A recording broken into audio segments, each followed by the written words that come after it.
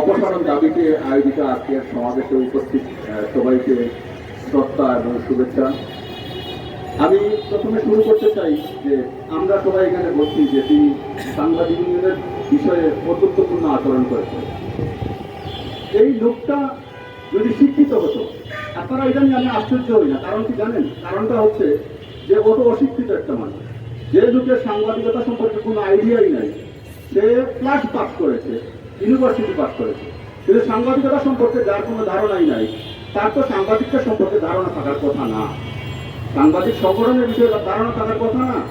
সে আমাকে বলেছে সে প্রেস ক্লাবে কোনোদিন ঢুকেও নাই। এর আগে যে লোক কোনোদিন প্রেস ক্লাবে ঢুকে নাই, সে সাংবাদিক ইউনিয়ন চিনবে আর সাংবাদিকদের সম্পর্কে তার ধারণা থাকবে, এই আশা আমরা করি।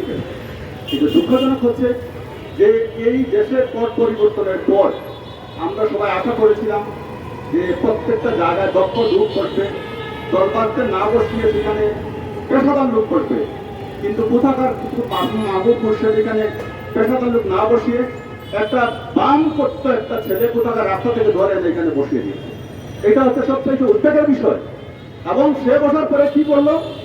রক্ত কখনো বেইমানি করে না। সে বসার পরে ফেসিবাদের পক্ষে যারা ছিল এখানে বসে এতদিন তারা মধু খেয়েছে, তাদেরকে সে এখানে প্রমোট করেছে, সে তাদেরকে প্রমোশন দিয়েছে। সে এখানে শত শত কোটি টাকা দুর্নীতি হয়েছে, তাদের বিরুদ্ধে সে কোনো তদন্তে যায় নাই। সে এদেরকে নিয়ে এখানে সে আশ্রয় দিয়েছে। সে এইখানে এই পর্যন্ত দিয়েছিল 19 জন নিয়োগ হয়েছে, 19 জন সাংবাদিক নিয়োগ হয়েছে। আপনারা একটু বলতে পারেন? কেউ জানে না। কারণ এই 19 জন সাংবাদিক নিয়ম লঙ্ঘন করে সে এবং তার 2 জন সহযোগী দিয়েছে চাকরি করে, 3 জন সহযোগী তাদেরকে নিয়ে সেইটা নিয়োগ দিয়েছে। এই 4 জন ছাড়া এই নিয়োগের বিষয়ে কেউ জানে না। এই নিয়োগ কি এরকম সরকারি নিয়োগ কি এরকম হয়? এই নিয়োগ যে হয়েছে তার রহস্য খুঁজে বের করতে হবে। কত টাকার বিনিময়ে সেই নিয়োগ হয়েছে সেটা বের করতে হবে। তারপরে হচ্ছে এইখানে বিএসএফ যারা চাকরি করে অনেকে ফেসিবাদের সহযোগী। নিয়ম হচ্ছে আপনি যখন কোনো প্রতিষ্ঠান চাকরি করবেন, নিয়োগপত্র লেখা থাকে যে আপনি এর বাইরে কোথাও চাকরি করতে পারবেন না। এইখানে বসে ইন্ডিয়ার পত্রিকায় চাকরি করে, এইখানে বসে ভারতীয় পত্রিকায় নিউজ পাঠায়, এই এমপি কি করে? সে কারো বিরুদ্ধে কোন ব্যবস্থা নেয় না। কত বড় অথর্ব অশিক্ষিত হলে এই কাজ করতে পারে? সে হচ্ছে একটা ফ্যাসিস্ট। এই ফ্যাসিস্ট না হইলে এইসব ফ্যাসিস্টের সে আশ্রয় দিত না। আরে ভাই, একটা পত্রিকায় চাকরি করে আপনি আরেকটা পত্রিকায় নিউজ পাঠান, এটাই তো বড় নিয়মের লঙ্ঘন। তাকে সরাতে কি আর কিছু লাগে? এটা তো একবারে প্রকাশ্য অনিয়ম। সেই অনিয়মটাও সে আমলে নেয় নাই। সে নিয়ত অনিয়ম করেছে, সে এদেরকে আশ্রয় দিয়েছে। এবং তার আরো বিষয় হচ্ছে যে সে কি করেছে শুনেন।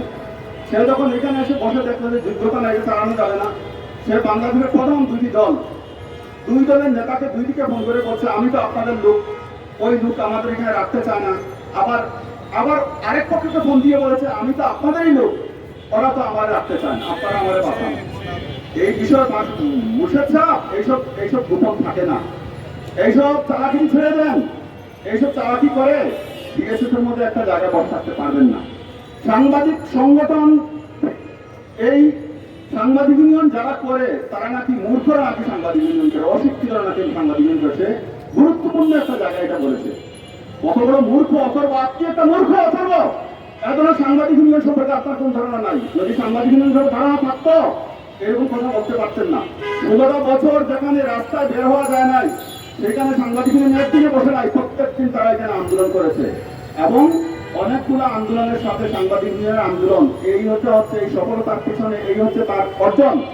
এই অর্জনগুলো আপনি ভুলে গেলে চলবে না আপনি বসে সব। তাই আমি অনুরোধ করব আমাদের আইন উপদেষ্টাকে, আপনি এখানে যে ফসল এনেছেন, যে ফসল এখানে দিয়েছেন, এটার বীজ খুব খারাপ। খারাপ বীজের চারা ভালো হয় না। আপনি আল্লাহর ওয়াস্তে বীজটা এখান থেকে সরান। যদি এই বীজ এখান থেকে না সরান তাহলে এখানে যত চারা নিয়োগ হবে একটাও ভালো হবে না। ইতিমধ্যে যাদেরকে 19 জন নিয়োগ দিয়েছে তাদের মধ্যে 2 জন আছে এই শ্যামল দত্তের সবচেয়ে ঘনিষ্ঠ। এই শ্যামল দত্ত, যে শ্যামল দত্ত ভুলের কাগজে সাংবাদিকদের বের করে দিয়েছে এবং বের করে দিয়েছে এখানে কাহিনী সাজিয়েছে যে ভুলের কাগজ নাকি বন্ধ হয়ে গেছে। এই সেই শ্যামল দত্ত, সেই শ্যামল দত্ত সহযোগীকে এখানে নিয়োগ দেওয়া হয়েছে। আমরা এই এমপির এসব অপকর্মের প্রতিবাদ প্রতিবাদ জানাই এবং সেই সাথে সাংবাদিক নিয়োগের বিরুদ্ধে যে অধ্যক্ষপূর্ণ আচরণ দেখিয়েছেন তার জন্য তাকে প্রকাশ্যে ক্ষমা চেয়ে এই এমপির পদ ছাড়তে হবে, নয়তো কিভাবে তা বাস্তবায়ন করতে হবে তা আমরা জানি। সবাই ভালো থাকবেন। আসসালামু আলাইকুম।